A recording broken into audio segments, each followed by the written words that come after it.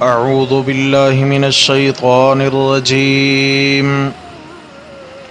بسم اللہ الرحمن الرحیم یا ایہا الذین آمنوا اجتنبوا کثیرا من الظن ان بعض الظن اثم ولا تجسسوا ولا يغتب بعضكم بعضا ايحب احدكم ان يأكل لحم اخيه ميتا فكرهتموه واتقوا الله ان اللہ تواب الرحیم یا ایہا الذین آمنوا اے ایمان والو اجتنبوا کثیرا من الظن بچا کرو بہت ساری بدگمانیوں سے ان بعض الظن اثم بے شک بعض گمان گناہ ہوتے ہیں ولا تجسسوا اور ایک دوسرے کے بھید مت ٹٹولا کرو ولا یغتب بعضکم بعضا اور پیٹھ پیچھے ایک دوسرے کی برائی مت کیا کرو ایحب احدکم ان یأکل لحم اخیہ میتا کیا تم میں سے کسی کو پسند ہے کہ وہ کھائے اپنے مردہ بھائی کا گوشت فکرہتموہ پس تم اس سے گھن کھاتے ہو واتقوا اللہ اور اللہ سے ڈرتے رہو ان اللہ تواب الرحیم بے شک اللہ تعالی خوب توبہ قبول کرنے والا انتہائی مہربان ہے صدق اللہ ومن اصدق من اللہ قیلا اللہم صل علی سیدنا ومولانا محمد وعلى آل سيدنا ومولانا محمد وبارك وسلم عليه حضرات محترم 26واں پارہ سورۃ الحجرات مبارکہ اس کی آیت نمبر 12 میں اصلاح معاشرہ کا چھٹا ضابطہ اور چھٹا قانون بیان ہو رہا ہے اور عرض کیا تھا کہ اس قانون کے 3 حصے ہیں فرمایا اگر اسلامی معاشرے میں اتحاد دیکھنا چاہتے ہو اگر مسلمانوں کے درمیان محبتیں دیکھنا چاہتے ہو تو پھر ایک دوسرے کے حقوق کا لحاظ رکھو اور ایک دوسرے کا دل مت توڑا کرو جب دل ٹوٹ جاتے ہیں تو پھر وجود کا اتحاد وہ کبھی برقرار نہیں رہ سکتا ہے تو کس طریقے سے اسلامی معاشرہ اتحاد کی لڑی میں پرویا رہے گا فرمایا اس کے لیے ضروری ہے کہ اجتنبوا کثیرا من الظن یہ بدگمانیوں کا شکار مت ہوا کرو ایک دوسرے کے متعلق بدگمانی دل میں رکھ لینا کہ فلاں تو میرے متعلق یہ سوچتا ہوگا یہ کہتا ہوگا اچھا جی وہ ہمارا کہاں اچھا کھایا دیکھ سکتے ہیں اچھا کہاں پہنا دیکھ سکتے ہیں تو یہ کیا ہوتی ہیں یہ خامخواہ کی بدگمانیاں ہوتی ہیں تو فرمایا ایمان والو ایک دوسرے کے متعلق دلوں میں کھوٹ مت آنے دو اس طرح فرق پیدا ہو جائے گا اور محبتیں نفرتوں میں بدل جائیں گی رشتوں میں تعطل پیدا ہو جائے گا اور دوسرا کیا ہے فرمایا ان بعض الظن اثم ہاں اس لیے بدگمانی سے بچو کہ عموماً کسی کے متعلق جو گمان کیا جاتا ہے اکثر گمان گناہ ہوتے ہیں اکثر اس لیے کہ وہ انسان خود تراش لیتا ہے وہ خود گھڑ لیتا ہے بندے کے اپنے بنائے ہوئے خیالات ہوتے ہیں کسی کے متعلق تو کوئی بھی رائے قائم کر لینا کسی مسلمان کے متعلق اور منفی رائے قائم کر لینا فرمایا یہ مستقل ایک گناہ ہے اور فرمایا وَلَا تَجَسَّسُوا ایک دوسرے کے عیب مت ٹٹولا کرو کون انسان ہے جو عیبوں سے پاک ہے؟ کس انسان کے اندر کوئی نہ کوئی کمزوری نہیں ہے؟ یہ الگ بات ہے، اللہ نے کسی کے عیبوں پہ پردے ڈالے ہوئے ہیں اور کسی کے عیبوں سے اللہ نے پردے تھوڑے سے ہٹا دیے ہیں۔ تو فرمایا پھر بھی تم ایک دوسرے کو معاشرے میں بدنام مت کیا کرو، اس لیے کہ اگر کسی کا عیب سامنے آئے تو انسان اپنے اندر جھانکے کہ میں کتنے پانی میں ہوں، میرے اندر کون کون سی خامیاں موجود ہیں۔ یقیناً انسان اگر اپنی خامیوں پہ نظر کرنے لگ جائے تو دوسروں کی خامیاں نہیں دکھائی دیں گی، پھر اتنی خامیاں انسان کے اندر ہیں کہ پھر دوسرے کی خامیاں ہی نہیں دکھیں گی۔ یہ تو اللہ رب العزت کی رحمت ہے کہ اللہ تبارک و تعالی نے پردے ڈال رکھے ہیں۔ اگر انسان کے عیبوں پر اللہ کے قدرت کے اور رحمت کے پردے نہ ہوتے تو انسان کے قریب سے بھی نہ گزرنا چاہتا، انسان کے ساتھ رہنا نہ چاہتا، گھروں کے یہ معاملات، یہ معاشرے اور یہ رشتہ داریاں اور یہ آپس میں مل جل کے رہنا یہ کبھی کا ختم ہو چکا ہوتا، اس لیے کہ پھر انسان دوسروں کے سامنے کھل جاتا، عیب کھل جاتے۔ یہ تو اللہ رب العزت کے حوصلے اور صبر ہیں کہ وہ انسان کے ہر عیب سے آگاہ اور واقف بھی ہے اور پھر بھی اپنے گناہ گاروں سے محبت رکھتا ہے، اور عام محبت نہیں، 70 ماؤں سے بڑھ کر محبت رکھتا ہے۔ یہ تو اس کی مہربانیاں ہیں۔ چنانچہ فرمایا لا تجسسوا، ایک دوسرے کے ایک تو عیبوں کے پیچھے مت پڑا کرو، عیب مت ٹٹولا کرو، اور اسی کے ساتھ ایک روایت میں آتا ہے لا تجسسوا ولا تحسسوا، تجسس بھی نہ کرو اور تحسس بھی نہ کرو۔ تجسس ہوتا ہے عیب ڈھونڈنا، تحسس ہوتا ہے کسی کی پوشیدہ باتوں کو چھپ کر کان لگا کے سننے کی کوشش کرنا، یعنی کسی کے رازوں پہ مطلع ہونے کی کوشش کرنا کہ ان کی کوئی بات میں سن لوں، کیا سرگوشیاں ہو رہی ہیں۔ نہ تجسس جائز ہے نہ ہی تحسس۔ اور تیسرا فرمایا ولا یغتب بعضکم بعضا، پیٹھ پیچھے ایک دوسرے کی برائی بھی نہ کرو، جسے ہم غیبت کہتے ہیں۔ اس پر پہلے بھی ایک ہم سبق پڑھ چکے ہیں، لیکن چونکہ اس پر کئی احادیث ہیں، رسول اللہ صلی اللہ علیہ وسلم نے بہت زیادہ اس گناہ سے بچنے کی تلقین فرمائی ہے، بہت زیادہ، کیونکہ یہ بڑا سنگین جرم ہے، ایک دوسرے کی غیبت کرنا۔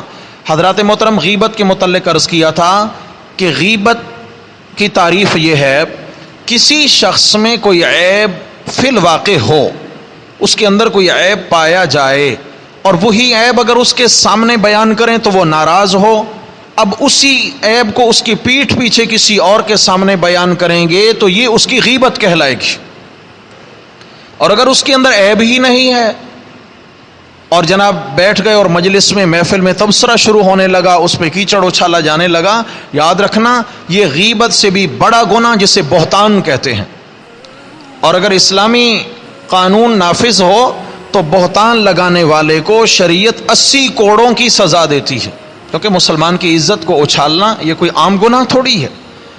تو دیکھیں میرے بھائی، ہم ایک دوسرے کے متعلق اپنا سینہ تنگ نہ کریں، اپنا دل تنگ نہ رکھیں، دوسروں کے متعلق اچھے گمان دل میں رکھیں، ہم اچھے خیالات رکھیں، نہیں جی وہ اچھا ہے، کم از کم اتنا تو ضرور ہم ذہن میں رکھیں کہ بھائی نیکیوں کے اعتبار سے یقیناً وہ مجھ سے اچھا ہے، بھائی وہ نیکیوں میں اچھا ہے، وہ نمازوں میں اچھا ہے، وہ دیگر اللہ تعالیٰ کے احکامات کو پورا کرنے میں اچھا ہے۔ اگر ایک آدھ کمزوری ہے تو کیا ہوا، ہمارے اندر کوئی کم کمزوریاں ہیں؟ تو انشاءاللہ تعالی اللہ تبارک و تعالی اس سوچ کی برکت سے اس گناہ سے بچنے کی توفیق عطا فرما دیں گے۔ تو فرمایا ولا یغتب بعضکم بعضا، ایک دوسرے کی غیبت نہ کرو۔ کیوں؟ مثال سے گناہ بیان کیا، ایحب احدکم ان یاکل لحم اخیہ میتا، تم میں سے ہے کوئی ایسا جس کو پسند آتی ہو یہ بات کہ وہ اپنے مردہ بھائی کا گوشت کھائے، بھائی کا انتقال ہو جائے، اس کی لاش پڑی ہے، چھری لے کے کوئی ہے ایسا جو اس کے بدن سے گوشت کاٹ کاٹ کے کھائے، اس کو قبر میں دفن کیا، قبر کھولے، اس کی لاش سے کفن ہٹائے اور اس کا گوشت اٹھا کے، اللہ اکبر۔ فرمایا فکرہتموہ، ہاں یقیناً تم سب اس کام سے گھن کھاتے ہو۔ فرمایا تم سننا گوارا نہیں کرتے، چہ جائے کہ کھانا سننا گوارا نہیں کرتے۔ فرمایا کسی کی غیبت کرنا وہ اپنے مردہ بھائی کے گوشت کھانے کے مترادف ہے۔ آپ صلی اللہ علیہ وسلم کے پاس ایک صحابی آئے، یا رسول اللہ گرمی کا روزہ ہے، 2 خواتین ہیں مدینہ میں ایسی کہ انہوں نے روزہ رکھا ہے اور وہ تو پیاس کی شدت کی وجہ سے مرنے والی ہیں، ممکن ہے کہ ان کی موت ہو چکی ہو. ابھی میں ان کو دیکھ کے آ رہا ہوں کہ ان کی حالت بہت ناگفتہ بھی ہے. یا رسول اللہ کیا کیا جائے ان کا، وہ تو پیاس سے مر رہی ہیں. آپ علیہ السلام نے سکوت فرمایا، آپ السلام نے توجہ نہ دی اس کی بات پر. پھر کچھ لمحہ گزرا تو پھر اس صحابی نے آگے آ کر عرض کیا، یا رسول اللہ میں نے گزارش کی ہے کہ فلاں گھر میں 2 خواتین ہیں اور وہ پیاس کی شدت کی وجہ سے ان کی جان کو آئی ہوئی ہے، یا رسول اللہ کیا کیا جائے ان کا. آپ علیہ السلام نے فرمایا ان کو بلا کے لاؤ میرے پاس. یہ گئے، ان کو لے آئے. آپ علیہ الصلوۃ والسلام نے فرمایا کہ ایک پیالہ لاؤ. لکڑی کا ایک پیالہ لایا گیا، فرمایا ان کے سامنے رکھو. ایک سے کہا کہ تم حلق میں انگلی ڈالو اور اس میں قے کرو. میرے بھائیو، اللہ کے نبی صاحب وحی ہوتے ہیں، اللہ اپنے نبی کو وحی کے ذریعے مطلع فرماتے ہیں. اور آپ صلی اللہ علیہ وسلم جہاں سکوت فرمائیں، کسی بات کا فی الفور جواب نہ دیں، تو اشارہ ہے کہ حکم ربی کا انتظار ہے، وحی کا انتظار ہے، کیا کرنا چاہیے یہاں. تو یہاں بھی سکوت تھا، تو اللہ کی جانب سے یہ اشارہ ملا ہوگا کہ اس طرح کیجئے. آپ نے فرمایا اس میں قے کرو.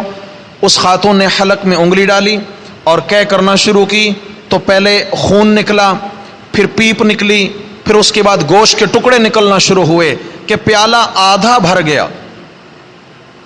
پھر آپ نے فرمایا دوسری سے اب تم اس میں قے کرو.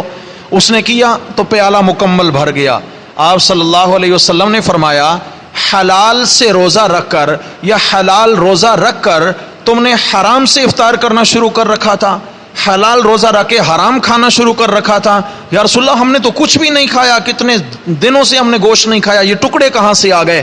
آپ علیہ السلام نے فرمایا کہ تم نے روزہ رکھ کر کسی اور مسلمان خاتون کا یا کسی مسلمان کی غیبت کی ہے، اور غیبت کرنے والا ایسا ہے جیسے اپنے مردہ بھائی کا گوشت کھا رہا ہو. تم اتنی بدنصیب ہو کہ اللہ تعالیٰ نے تمہیں دنیا میں یہ گناہ اس کا عکس اللہ نے دکھا دیا ہے. یہ گوشت عام گوشت نہیں ہے، تمہارے مردہ بھائیوں کے وجود کا گوشت اور ٹکڑے ہیں جو تمہارے اندر سے باہر نکلے. اللہ اکبر. میرے بھائیوں، غیبت ہے کیا؟ ہم سمجھتے ہیں کہ غیبت کوئی بہت بڑا طوفان بندہ کھڑا کرے تو تبھی غیبت بنے گی. غیبت عرض کیا کہ ہر وہ ناگوار بات جو کسی کے سامنے بولی جائے تو اس کو ناگوار گزرے، وہی بات اس کی پیٹھ پیچھے بولنا کیا ہے؟ اس کی غیبت. حضرت سلمان فارسی رضی اللہ تعالیٰ عنہ جلیل القدر صحابی ہیں. یہ ایک سفر میں تھے، رسول اللہ صلی اللہ علیہ وسلم کے صحابہ تھے، آپ علیہ السلام بھی اسی قافلے میں شریک تھے. حضرت سلمان فارسی رضی اللہ تعالیٰ عنہ غریب صحابی تھے.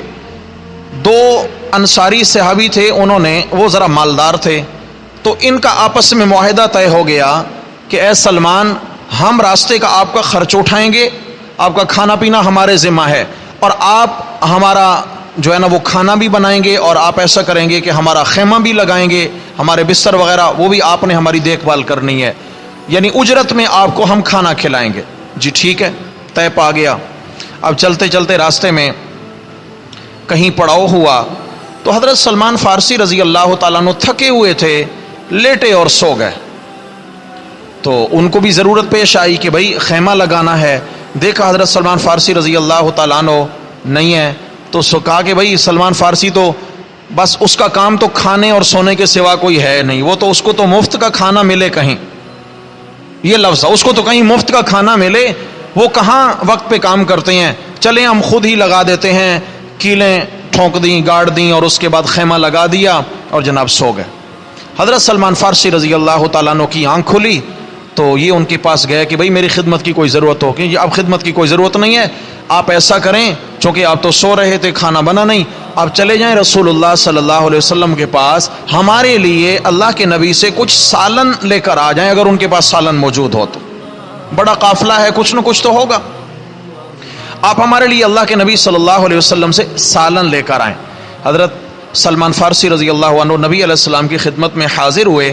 یا رسول اللہ، فلاں فلاں جو میرے ساتھی ہیں انہوں نے سالن منگوایا ہے، سالن کا تقاضا کیا، اگر آپ کے پاس ہو تو عنایت فرما دیں. آپ علیہ السلام نے فرمایا ان کو سالن کی کیا ضرورت ہے، ان کو تو سالن مل چکا، وہ تو کھا چکے ہیں، ان کو سالن مل گیا، اور سالن نہیں ہے ان کے لیے. حضرت سلمان فارسی نے آ کر ان کو بتایا بھائی تم تو کھا چکے ہو، یہ تم نے کون سا مذاق کیا؟ انہوں نے کہا بھائی ہم نے تو کوئی نہیں کھایا، نہ ہمیں سالن ملا نہ ہم نے کھانا کھایا۔ چنانچہ وہ خود دونوں اٹھے، خیمے سے نکلے اور نبی علیہ السلام کے پاس تشریف لے گئے۔ آپ علیہ الصلوۃ والسلام سے عرض کرتے ہیں یا رسول اللہ ہمارے ماں باپ قربان ہوں، ہم نے تو کوئی کھانا وانا ابھی نہیں کھایا ہے، اور آپ نے زبان نبوت سے فرمایا کہ آپ کو سالن مل گیا۔ آپ نے فرمایا ہاں ہاں تم کھا چکے ہو، نہیں اللہ کرے۔ آپ نے فرمایا تم سلمان فارسی کے گوشت کے سالن سے اپنی بھوک مٹا چکے ہو، تم سلمان فارسی کے گوشت کے سالن سے اپنی بھوک مٹا چکے ہو۔ کیسے؟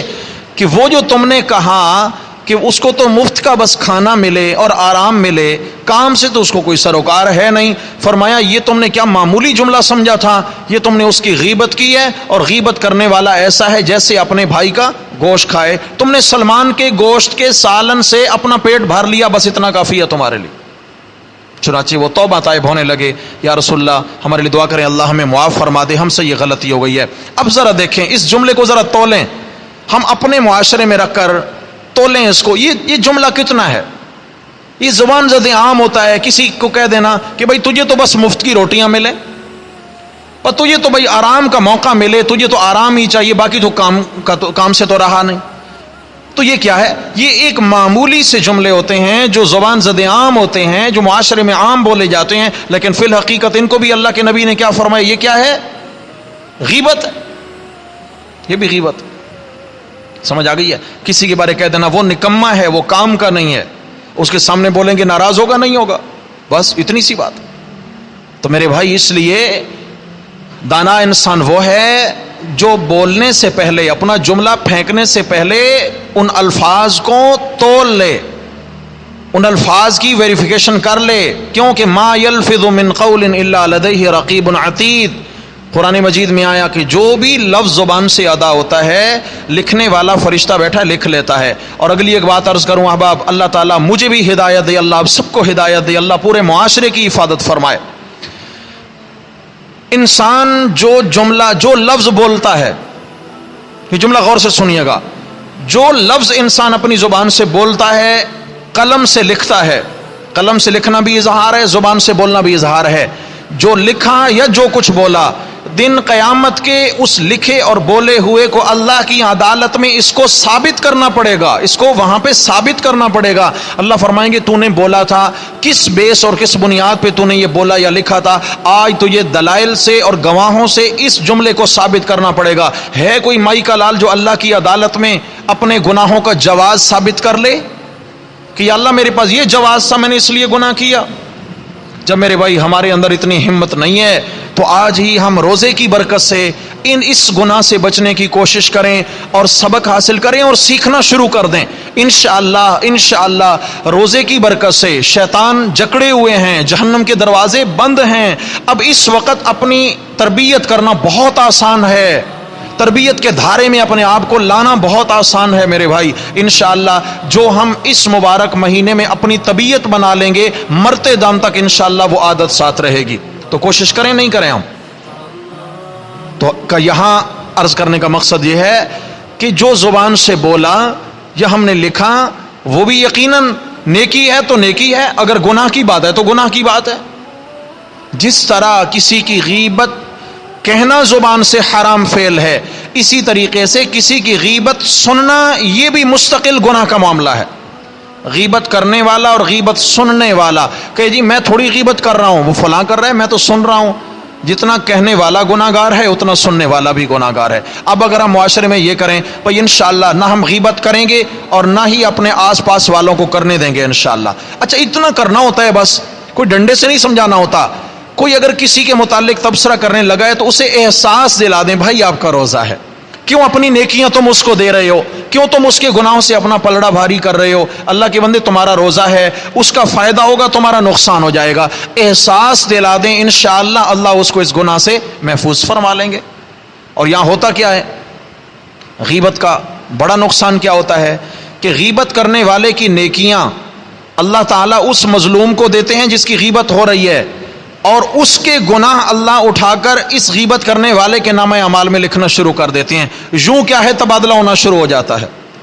اب جو غیبت کرنے والا ہے وہ تو گیا گھاٹے میں، جس کی غیبت ہو رہی ہے اس کو تو فائدہ ہوا نہیں ہوا۔ حضرت امام اعظم امام ابو حنیفہ رحمہ اللہ سے کسی شاگرد نے پوچھا کہ حضرت آپ نے بھی کبھی غیبت کی ہے؟ فرمایا یاد تو نہیں، لیکن اگر غیبت کرنے کو جی چاہے تو میں اپنی ماں کی غیبت کرتا ہوں۔ کس کی؟ اگر غیبت کرنے کو جی چاہے بھی صحیح، یعنی نہ رہا جائے تو میں اپنی ماں کی غیبت کرتا ہوں۔ حضرت ماں کی غیبت؟ فرمایا اس لیے کہ میری نیکیاں جائیں تو ماں کے کھاتے میں تو جائیں، کسی اور کے کھاتے میں کیوں جائیں؟ گناہ کم ہوں تو میری ماں کے تو ہوں، کسی اور کے کیوں ہوں؟ کسی کے گناہوں کا بوجھ میں کیوں اٹھاؤں اپنے ماں؟ تو یہ کیا تھا؟ اصل میں اشارہ تھا کہ بھائی نیکیاں انسان کی بہت قیمتی ہیں، ان نیکیوں کو انسان ضائع نہ کرے۔ کوئی ضروری نہیں ہے کہ ماں باپ کی بندہ غیبت کرے، نہیں، یہاں جواز نہیں ثابت ہو رہا ہے، اشارہ تھا کہ بھئی کسی اور کے کھاتے میں نیکیاں کیوں جائیں؟ کروں میں، محنت میں کروں اور میری ساری محنت کا سرمایہ لٹ جائے، کوئی اور لے جائے، یہ تو نادانی کی بات۔ حضرت معاذ اسلمی رضی اللہ تعالیٰ عنہ ایک صحابی ہیں، جوانی کی عمر میں ان سے گناہ ہو گیا، بدکاری والا گناہ ہو گیا۔ آپ صلی اللہ علیہ وسلم کی خدمت میں حاضر ہوئے، عرض کیا یا رسول اللہ میں ہلاک ہو گیا، مجھے پاک فرمائیے۔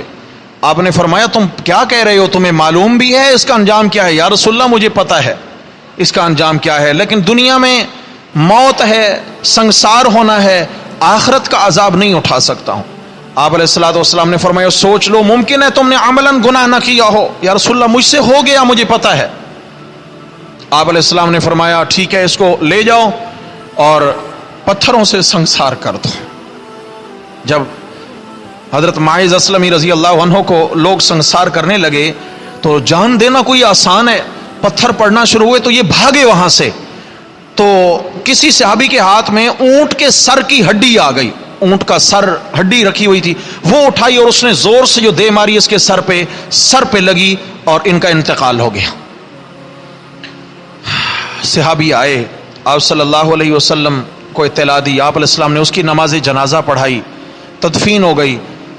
کچھ وقت گزرا تو آپ علیہ السلام کے ساتھ کچھ صحابہ جا رہے تھے کسی راستے پر، دو صحابی آپس میں تبصرہ کر رہے ہیں اور ایک کہتا ہے گناہ ہو گیا، اللہ نے اس کے پردے رکھے ہوئے تھے، خواہ اپنا پردہ اس نے چاک کر دیا، اپنے آپ کو ہلاکت میں ڈال دیا، اور لفظ کیا بولا؟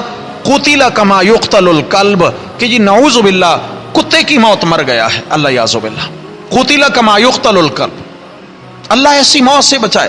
آپس میں وہ دو لوگ تبصرہ کر رہے ہیں، آپ علیہ السلام نے سنا، ان کے چہرے دیکھے، چلتے جا رہے ہیں، راستے کے کنارے کہیں مردار گدھا پڑا ہوا تھا، مردہ، بدبو تعفن تھا اس میں۔ آپ علیہ السلام نے فرمایا وہ دو لوگ کہاں ہیں؟ آ گئے، یا رسول اللہ ہم حاضر ہیں۔ آپ نے فرمایا اس میں سے کھاؤ اس میں سے۔ عرض کرتے ہیں یا رسول اللہ، اللہ تبارک و تعالیٰ کے محبوب نبی، کیا ہم اس مردار اور حرام میں سے کھائیں؟ فرمایا ہاں، یہ کھانا اتنا جرم نہیں ہوگا جتنا تم نے معاذ اسلمی کی غیبت کر کے اس کے متعلق یہ جملہ کہہ کر جتنا تم نے زیادہ گناہ کمایا ہے۔ فرمایا اس گناہ کا وبال اس مردار کھانے سے زیادہ ہے، یہ مردار تمہیں دکھ رہا ہے کہ اس کا وبال ہے، اس کا وبال زیادہ ہے۔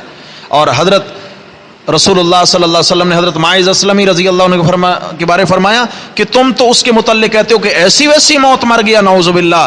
فرمایا انہو فی انہار الجنت یتغمس، معاذ اسلمی کی توبہ تو اللہ نے ایسے قبول کی ہے کہ وہ تو ابھی بھی جنت کی نہروں میں غوطے کھا رہا ہے، وہ ابھی بھی جنت کی نہروں میں غوطے کھا رہا ہے، جنت کی نہروں میں، یعنی عیش اڑا رہا ہے، دنیا میں اپنے گناہ کو دھلوا کے چلا گیا۔ تو میرے بھائیو فرمایا کہ اس گناہ سے بچو، واتقوا اللہ، اللہ کا ڈر دل میں بٹھا لو۔ تقوی، روزے کا مقصد کیا ہے؟ تقوی، روزے کا مقصد تقوی ہے، اور غیبت اور ان گناہوں سے بچنے کا مقصد بھی کیا ہے؟ تقوی ہے، تاکہ تقوی پرہیزگاری آ جائے۔ ان اللہ تواب الرحیم، اللہ خوب توبہ قبول کرتے ہیں اور خوب مہربانی فرماتے ہیں۔ حضرات محترم، اگر کسی کی غیبت ہو گئی ہے تو اس گناہ کی معافی کا طریقہ کیا ہے؟ یہ بڑا مارکۃ الآراء مسئلہ ہے، اختلافی مسئلہ ہے محدثین کرام کے درمیان، لیکن میں خلاصہ عرض کر دوں۔ بعض حضرات کہتے ہیں کہ جی چونکہ حقوق العباد ہے تو اس کے بعد جا کر معاف کرائے گا تو اللہ معاف فرمائیں گے، یہ بھی اپنے طور پہ ان کے دلائل ہیں، لیکن دوسرے محدثین نے کہا کہ اب اس کو جا کر بتائے گا کہ میں نے تیری فلاں برائی کی تھی، تو اس کو ایک بار پھر رنج پہنچائے گا، ایک بار پھر اس کو رنجیدہ کرے گا، اور ممکن ہے کہ وہ اتنا ناراض ہو جائے کہ وہ لڑنے مرنے پہ آ جائے اور پھر بات بڑھ جائے اور لینے کے دینے پڑ جائیں. تو بہتر یہ ہے کہ عمومی طور پر اس سے کہہ دے کہ بھائی زندگی میں انسان سے 1000 کوتاہیاں ہوتی ہیں، 1000 برائیاں ہو جاتی ہیں، کبھی کچھ کہنا سننا پڑ جاتا ہے ایک دوسرے کے متعلق جو کہ جائز نہیں ہوتا. اگر میں نے آپ کو کچھ ایسا کہا سنا ہو تو اللہ کی رضا کے لیے مجھے معاف کر دیں. سمجھ آ گئی؟ یعنی من جملہ اگر کبھی بھی کچھ بھی کہا ہوگا تو سب کچھ اس سے یوں معاف کرا لیا جائے. اور دوسرا طریقہ یہ بتایا کہ مثال کے طور پر کسی مجلس میں کسی کو بدنام کیا، عیب لگا دیا، بدنام کیا، تو فرمایا ایسا کرے جس مجلس میں اس کو عیب لگایا تھا، جن لوگوں کے سامنے بدنام کیا، اب اس کا کفارہ یہ انہی لوگوں کے سامنے اس کی نیک نامی کرے، اس کی تعریفیں کرے اور اس کی خوبیاں بیان کرے، انہی لوگوں کے سامنے اس کی خوبیاں بیان کرے. تو ممکن ہے کہ اللہ رب العزت معافی عطا فرما دیں. اور پھر فرمایا کہ اللہ سے ڈرتے رہو، اللہ سے کیونکہ یہ گناہ ایسا ہے کہ اللہ کے خوف کے بنا انسان نہیں بچ سکتا. کوئی روکنے والا تو ہے نہیں. غیبت کر رہے ہیں، کس کا خوف ہے؟ اللہ کا خوف ہوگا تو انسان بچے گا. آپ علیہ الصلوۃ والسلام نے فرمایا کہ اگر کوئی منافق کسی مومن کی عزت اچھال رہا ہو، لازمی بات ہے عزت اچھالنے والا، تو پھر آپ نے اس کو منافق قرار دیا. فرمایا اگر کوئی منافق کسی مسلمان کی عزت اچھال رہا ہو اور کوئی اس کے آڑے آ جائے، اس کو سنا دے وہاں کھری کھری اور اسے چپ کرا دے، خاموش ہو جاتا ہوں، کسی مسلمان کی عزت مت اچھال، تجھے کیا مل رہا ہے اس سے؟ تو فرمایا اس رکاوٹ بننے والے مومن کی طرف سے اللہ ایک ایسا فرشتہ مقرر فرما دیتے ہیں جو دن قیامت کے اس سے جہنم کی آگ کو روکے گا، جہنم کی آگ کو روکے گا، جہنم کی آگ کو اس کے بدن کے قریب نہیں آنے دے گا. تو میرے بھائیو یہ کیا، یہ ہماری اصلاح کے لیے قرآنی احکامات ہیں، ہماری اصلاح کے لیے. انشاءاللہ اگر ہم آج سے ارادہ کریں کہ بھئی ہم بھرپور طریقے سے محنت کر کے انشاءاللہ ان گناہوں سے بچنے کی کوشش کریں گے، اللہ رب العزت زندگی بھر کے لیے اصلاح فرما دیں گے. کوشش فرمائیں گے انشاءاللہ سارے احباب. اللہ تعالیٰ ہم سب کو جزائے خیر نصیب فرمائے. اللہ تعالیٰ تمام احکامات شرعیہ پر عمل کی توفیق عطا فرمائے. اقول قولی ھذا استغفر اللہ واتوب